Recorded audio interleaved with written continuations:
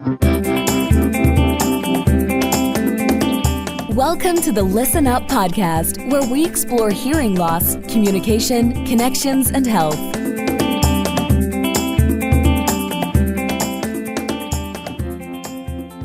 Hey everybody, Dr. Mark Sims here. I'm the host of the Listen Up podcast, where I feature top leaders in healthcare. This episode is brought to you by Listen Up Hearing Center. I help patients to effectively treat their hearing loss so that they can remain better independent and better connected with their friends and family. The reason I'm so passionate about hearing loss is because I lost my brother Robbie twice. First, a hearing loss from radiation to his brain tumor, and then when he passed away. I'm an ear, nose, and throat who only cares for ears, so I'm the E of ENT. I performed over 10,000 ear surgeries and taken care of many more with hearing loss. I'm the founder of Listen Up Hearing Center and a book of the same name, Listen Up, A Physician's Guide to Effectively Treating Your Hearing Loss. If you want to learn more about that, go to listenuphearing.com. That's listenuphearing.com. Today, we have a great guest. It's Susanna Dussling. She's a bilateral cochlear implant recipient who suffered from lifelong severe hearing loss. She's also authored a great children's book called Sunny and Her Cochlear Implants. And she has a master's degree from University of Houston in human resource development. She's got a lot of varied interests and great things, and we're going to explore that. As a child, she struggled with deaf speech, but today she thrives on presenting inspirational public speaking and training to organizations. Her main theme is bouncing back with Susanna. We're excited to have her on the podcast for her to share her journey and inspiration. Susanna, welcome to the podcast. Thank you for coming on. Welcome. I'm excited to be here. Thank you for having me. All right. Well, tell us a little bit about your journey with hearing loss and getting a cochlear implant. Can you share that with the audience? I certainly can. This journey began many years ago. I was born in the late 60s, and that was back in the days before the internet and the social media and whatnot. But anyway, at the age of 3, my mother noticed I was having a hard time listening and hearing, and she took me to the doctor. And ironically, that daughter was completely deaf, and he's like, "Oh, there's nothing wrong with her." And my mom was like, "No, I'll get another opinion," and she did. And they discovered I had profound sensorineural hearing loss at the age of 3. They did not know what it was caused from. And I am just very thankful for my mom to be persistent and to persevere. And I began to start wearing hearing aids at the age of 3. And what do I mean by profound hearing loss? I had about 80% loss in one ear and about 75% loss in the other ear. But I began to wear hearing aids at the age of 3. And my mom was like, "No, we're not going to treat her extra special or anything like that." I hated those hearing aids at first, Dr. Sims. Oh my gosh, it was awful. I pulled them out. But fast forward, my mom was like, "No, she's going to get mainstreamed." I went to y'all's school. I did well in school. And you would think, being a person that didn't hear well, I was very outgoing. I could talk to people like you wouldn't believe, but I did have a much more pronounced deaf speech. As a hearing aid user, I had trouble with my answers, and my speech was a lot more flat and a lot more monotonous as a hearing aid user. And I went to your school. I had a great childhood. The biggest challenge in high school and when I started working was utilizing the telephone. I did that thing that most people do on the telephone. I was always trying to guess what the other person was saying, and it was a challenge. But I made it through that. I had my part-time jobs. I went to college. I even worked on cruise ships, and the hardest thing was when I came back to the real world after graduating from college. It wasn't so much getting the job, it was making the phone call to set up those interviews, because we didn't have the internet and chats and videos and whatnot. And I was doing that thing of guessing what the person was saying. But anyway, I stumbled through that. That was worse than the actual job interview.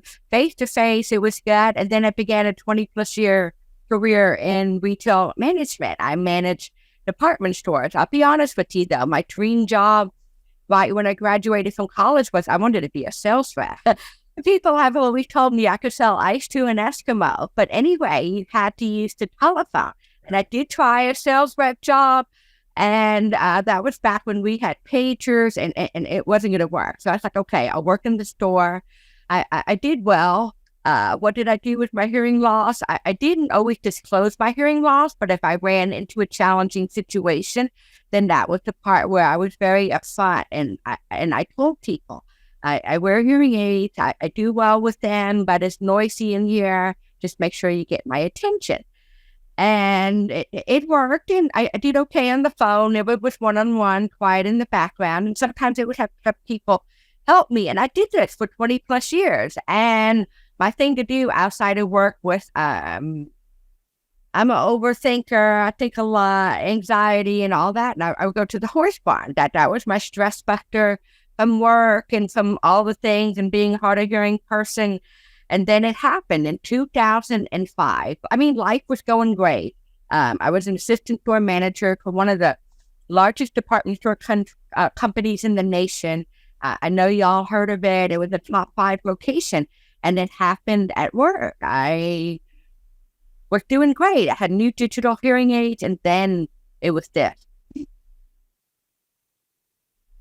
I couldn't hear. I mean, like nothing halfway through my day. That's terrible. It was terrible.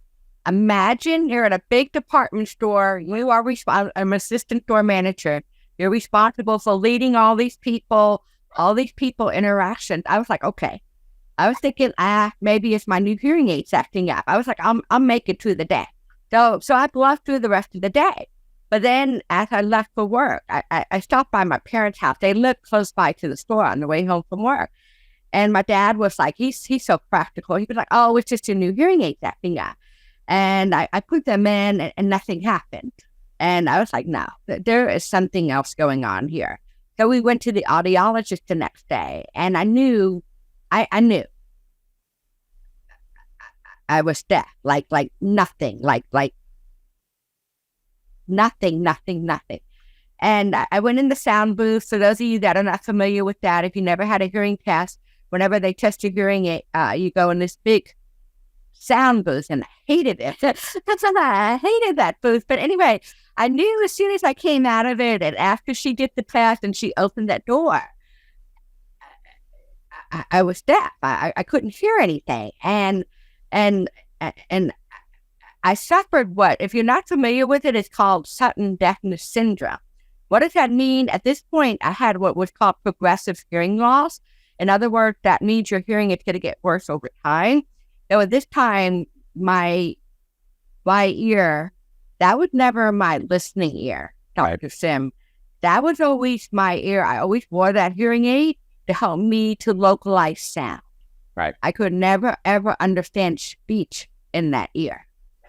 And so at this point, I had almost no hearing in that ear. And my left ear was always what I call my true listening ear. That was my telephone ear. It was the one I understood speech in.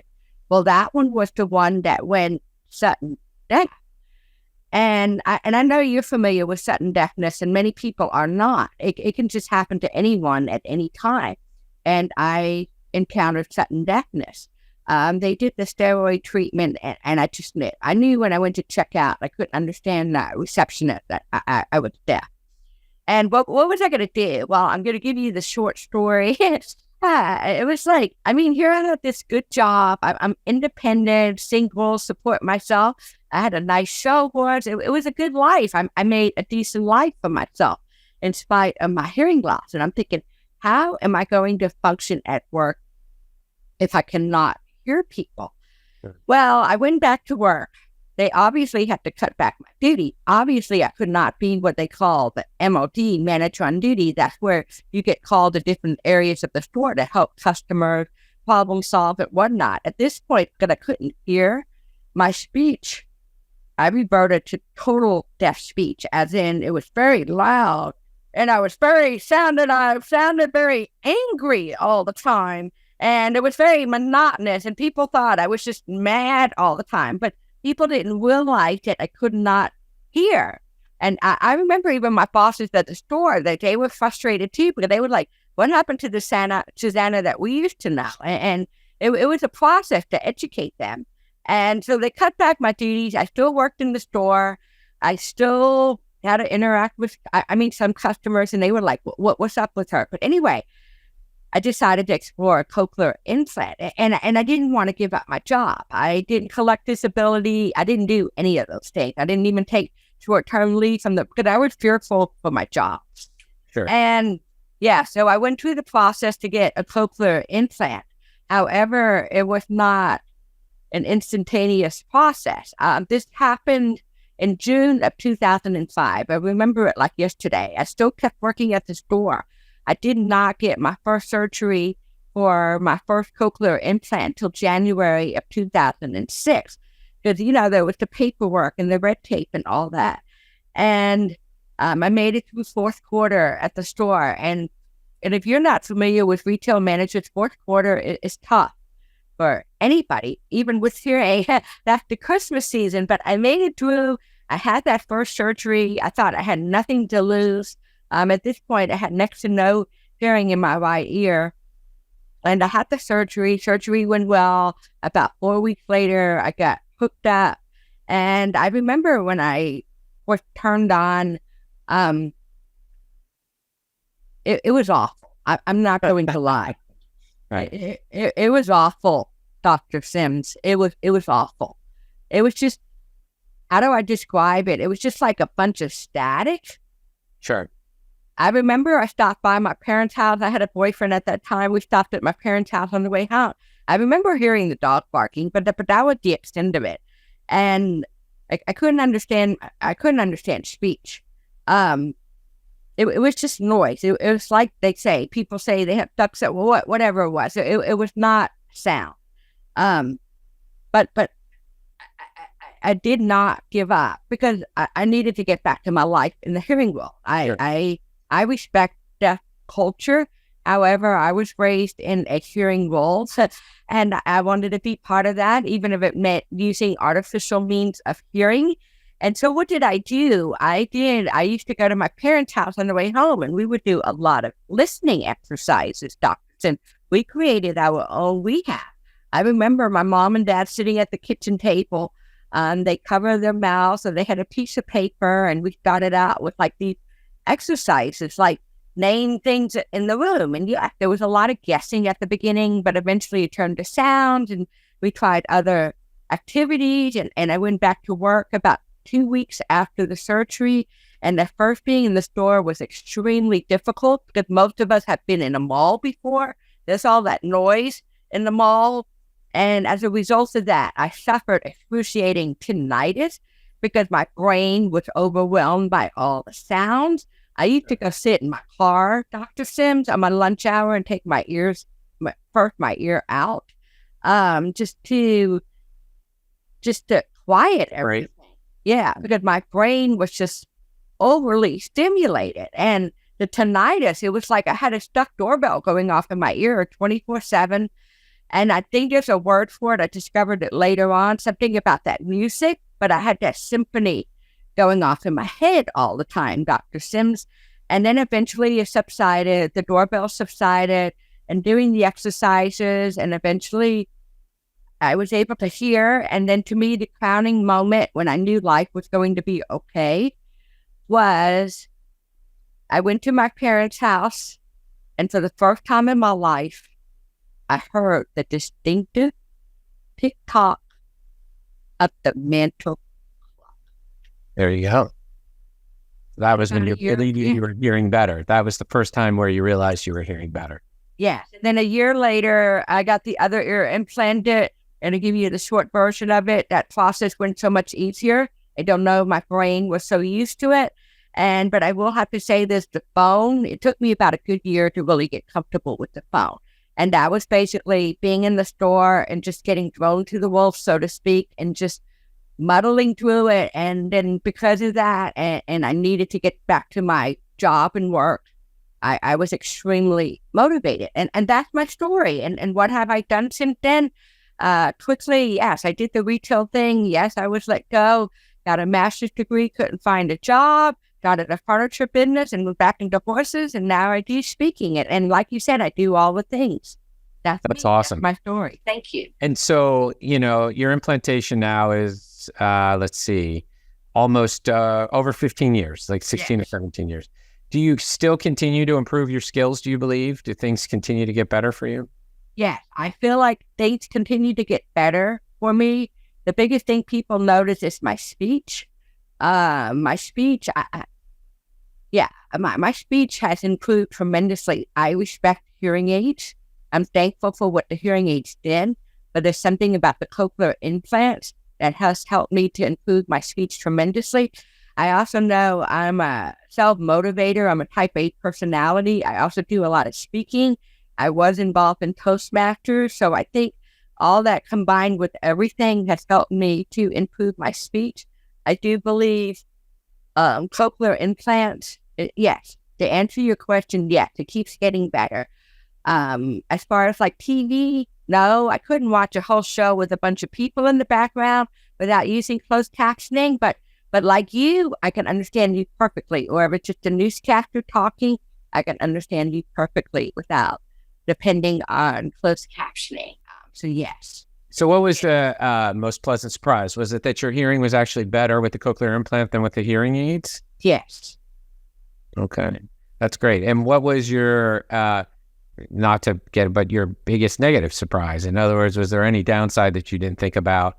I mean, you were kind of thrust into it because of the status of your hearing, so it wasn't like it was a choice, but what were some of the downsides that you maybe didn't realize getting into it that you now think about or realize? Is that in regard to the cochlear implant? Or both, or your hearing loss, both. Well, the hearing aids, like I told you, I'm very thankful for the hearing aid. Sure. Hearing aids amplify everything. Right. Now, I do know, and as you can tell, I'm from an older generation where technology, even with hearing aids, was not as advanced as it is today. The biggest challenge with hearing aids and even cochlear implant was when you wear them, it can amplify everything. Sure. Now, I do know, I'm not the hearing aid expert, but I do know they do make hearing aids where they can help isolate background noise a little bit. And the same thing with cochlear implant. I don't know the exact word, Dr. Sim. I'm not trying to cross into your lane here, but that is, I think, the biggest challenge as far as a negative. See, if you struggle in background noise is what I think you're saying. Yes. Okay. And with the hearing aids, I don't know why. Maybe it's better today. Like I said, technology has improved tremendously. But talking on the phone, oh my gosh, that was very challenging. That was an absolute nightmare. And so have you moved to texting and email more commonly than telephone? Actually, I'm very, very comfortable. Ironically, I can talk on the phone all day now. And it's to the point now I can recognize people's voices on the telephone. Wow, that's great. Yes, I do extremely, extremely well on the telephone. So tell me about the transition. I mean, most people don't think, I got a bilateral cochlear implants, and then I ended up being a public speaker. That's not the usual path. So how did you, what's the path to that? Well, I always knew as a kid that I was going to do public speaking. I just knew that. That was just one of my lifelong goals. And back in 2010, I'll tell you the story. And it's not so much about the hearing loss journey. It's about, I did leadership for many years. And so it was always about that. And so in 2010, I was working as an assistant store manager for a department store, working full time. And I started public speaking on the side. I started, just the usual, the rotaries and whatnot. And then I started getting paid gigs because people heard me. And my message is resiliency, bouncing back. Because after all, we all have challenges. Every single one of us. Some of us have more bigger challenges than others, and there's all types of challenges. So that's my theme. And, well, share a story here. So I went to Washington, D.C. on a working vacation. I took vacation time off from my job. I mean, it was approved and whatnot. And I was going to speak as a speaker you're probably familiar with this organization, the Hearing Loss Association of America. HLA. Yeah, HLA. And I was one of the speakers to talk about my new children's book, Sunny and Her Cochlear Implant. And it was the best vacation. And I've also did a breakout. I don't remember that. It was such a long time. And I came home, had a great vacation. Well, the boss called me, and I was the opening store manager on that Monday.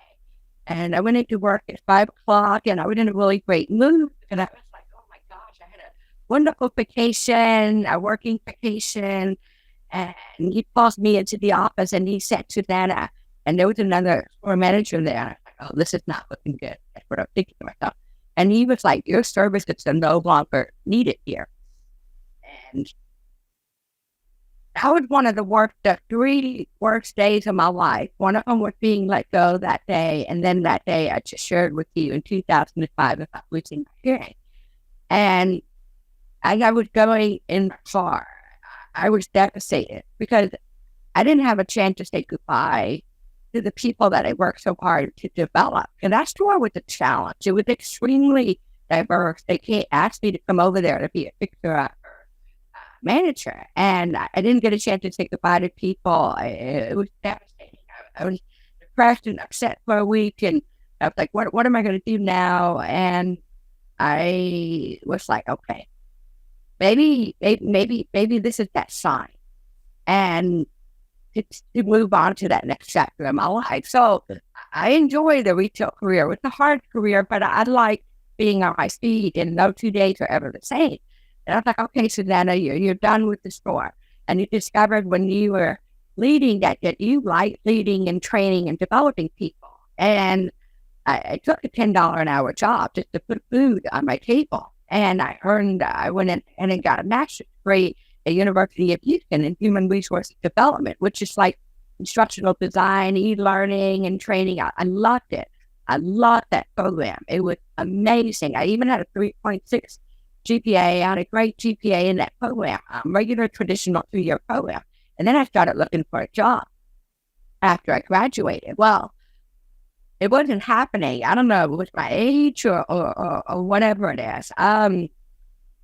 It just wasn't happening. I couldn't. Here I am. I have this great GPA, great work experience, and I wanted to be a trainer.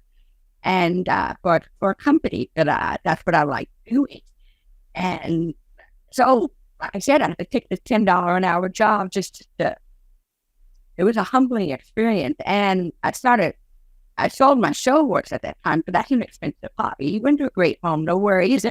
But so I needed something, but I'm an overthinker, achiever, and too many things going on in my brain. And y'all know looking for a job is hard. Well, next thing I know, I started painting furniture as a creative outlet, and the next thing you know, I sold a piece, and that person asked me to do a custom order, and lo and behold, I call it accidental business, and I still do that today. But then a few years ago, I realized I missed speaking, and I was like, okay, I don't ever want to go back to corporate America. At this point, I did in business for myself, and I was also training and showing and instructing with saddle seat with Arabian and American saddleback. That's just my big passion outside of speaking and furniture painting. I don't know. They all say we're blessed that we have one gift in life, but I don't know. The man upstairs blessed me with 3: the creative piece, and the speaking piece, and my outdoorsy side with the horses. But anyway, so I missed speaking. And I thought, okay, how do I get my foot wet in the door? And I started to work as an independent contractor for a seminar company. And I did that for almost 3 years. Even when COVID happened, I loved it. I traveled all over the country. I'm very comfortable doing 6-hour all-day presentations. And then when COVID happened, we went to virtual presentations. And I'm fortunate I get to see you, but during those presentations with the seminar company, I don't know, that had to do with privacy, but we were not allowed to see participants in the class. And so I became very comfortable in finding a way to keep people engaged.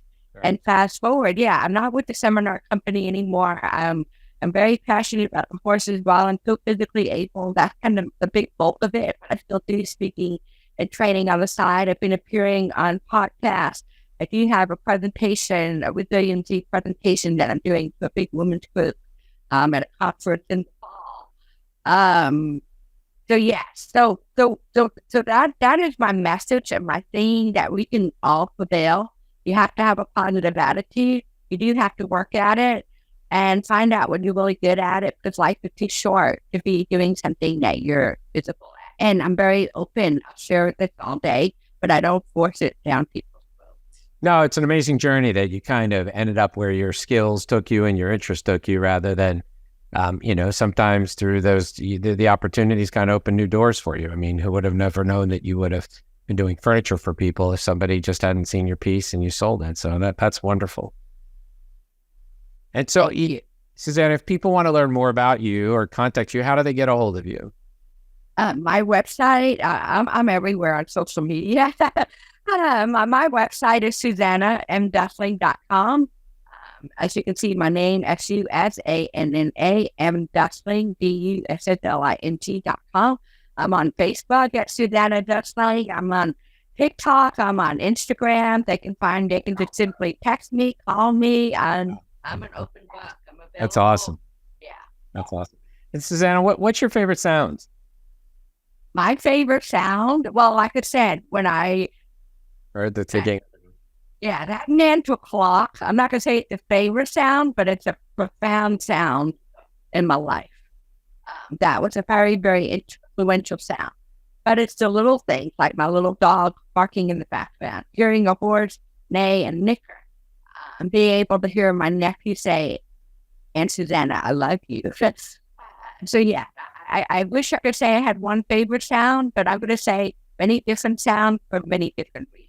Oh, that's wonderful. Well, thank you so much for sharing your journey. This has been a great story. It's inspirational of how, you kept on charging despite your hearing getting worse. And we really appreciate you sharing with us today. And if anybody wants to get a hold of you, go to our website. It's susannamdussling.com.